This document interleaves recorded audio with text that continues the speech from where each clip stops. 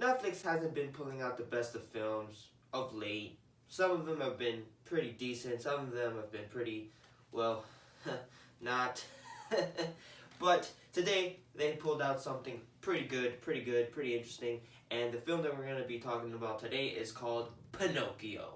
Pinocchio is a stop motion film, and the story is already well known. It's about the character, an old man who is grieving, who in his grief, he creates a wooden boy and calls it Pinocchio. Fairies from Earth comes along and makes him a real boy. He comes to life, not the best of kid, kind of a dick, doesn't know from right and wrong. So Geppetto has problems with him, has issues, and his story pretty much is him trying to be a good boy while discovering the world. Of course, this film is made and created by Mr. Guillermo del Toro, of course known for the films The Shape of Water, The Devil's Backbone, and of course Pan's Labyrinth. So Pinocchio is kind of his passion project. This is a film that he's been wanting to do for a very long time, and for him now to do it is just amazing to see, especially from such a impeccable and such an amazing director like him. And in all honesty, I loved every minute of this movie. I was very much just visually appalled by this movie, just the art and the craft and just the hard effort that was put into this film. You just gotta give the director that, and of course Mark Gustafson, who's also worked in stop motion, who helps Guillermo del Toro in this film. But let's just go to the performances. We got, of course, the character Pinocchio, played by a young kid. He comes to life. He's a young boy. He doesn't know from right to wrong. He's beating the shit out of things. He's like, oh, what is this? And then just uses it and in the most terrible way possible. He's there. He's like, obey. Fuck obey. And then he goes to like church. Everybody's just scared of him. And he's just being a bad boy. Really just bad son. And him just trying to deal with that, trying to just go around with life, doing things that, you know, kids make mistakes. I thought the kid did a fucking amazing job as the character of Pinocchio. Again, Pinocchio, also, to be frankly honest, this year hasn't been the best for the Pinocchio movies. Robert Zemeckis' live action Pinocchio wasn't good, and fucking Father, I got places to be. You know, the Pinocchio movies haven't been pretty darn good, and there's been plenty this year. And for this one to come out and it being as amazing as it is, it's like it's like going down the poopers and finding something magical, and that's what this film is. And the kid who plays Pinocchio did a fucking fabulous job. He's really amazing as his character. He's just a young boy, a rebel. He doesn't know what's right and what's wrong, but at the end of the day, he loves his father and just wants to make him happy, and that's what's important. And you just gotta feel for that. You also got David Bradley. He plays Geppetto, who loses his son during the war, and he is in grief. He's an alcoholic. He's just in a bad place. Comes to life, and he's just in awe. He's like, what the fuck is that? What is that? It's terrifying in every way possible. And he's just like, oh, okay, man, you gotta just stay home. And, you know, he deals with it. He's like, all right, Pinocchio, all right, man, you're alive, but I don't know why.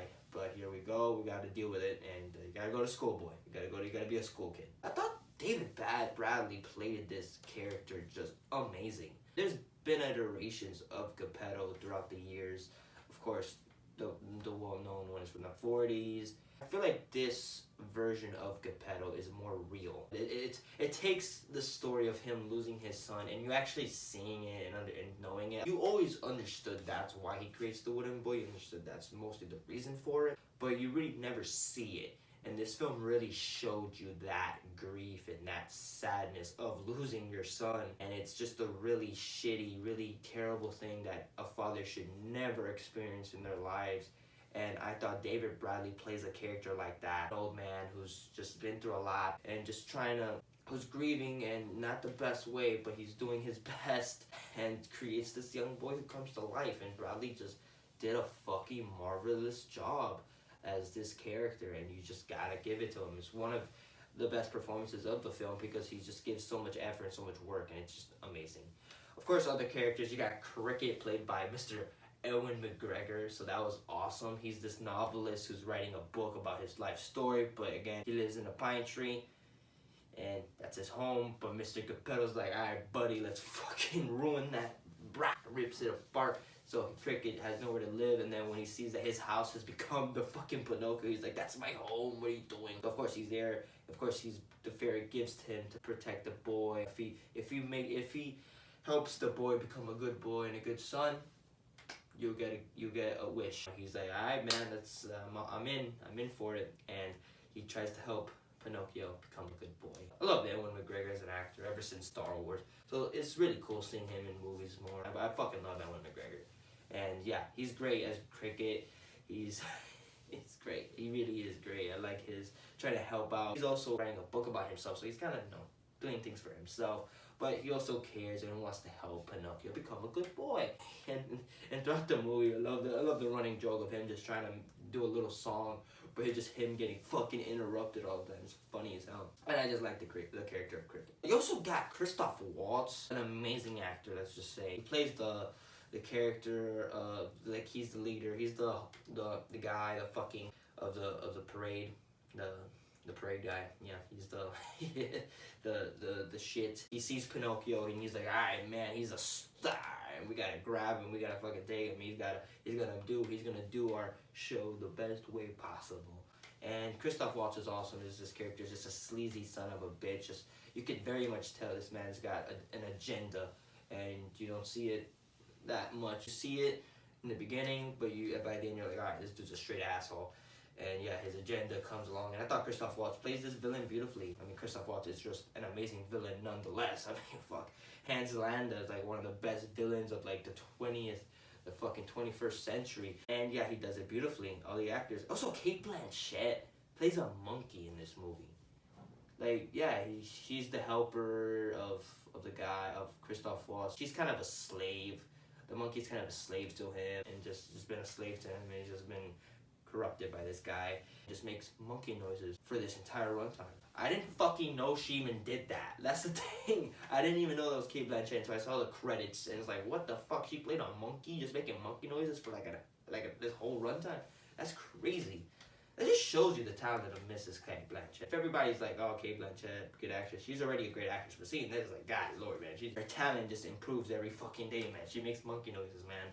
She could eat, man. You know what, man? If you're gonna do a George the Monkey film, man, you know who to hire. She'll make monkey noises for days. Oh god. Anyways, other actors. Ron Perlman plays the military guy. You gotta set boundaries for your boy. He's like the fucking head, the military honcho of Italy. And yeah, Ron Perlman's great in this movie. He's just a really good actor. That's nothing crazy. He's very ominous. He's a very powerful man in this film, and you don't fuck with Ron Perlman. That's all you need to know. Also, you got Tilda Swinton as the fairy, I think, fairy and sister. She's the one that brings him to life and stuff. And there's also the head honcho of the underworld, where Pinocchio dies and shit. And then the underworld, and then she's trying to like tells him like, "Alright, buddy, get the fuck out." Tilda is an amazing actress.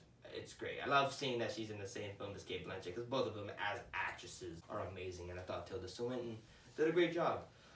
Finn Wolfhard, my god, there's a lot of actors. That's all you need to know. Finn Wolfhard is in this movie. He plays the son of Ron Perlman. He's a young boy, but he's also has issues with his father and his, not hate towards his father, but he just wants to make him love him and tries to please his father, but his father is very difficult to please. So it's just a very difficult part of a young boy's life, especially a father who's in the military, who's a hard head honcho. The motherfucker is like, "I'm here to protect Italy," and he doesn't give a fuck, and it's just hard. It's just sad to see such a young kid who really wants his father to love him, but his father just doesn't fucking do anything about it.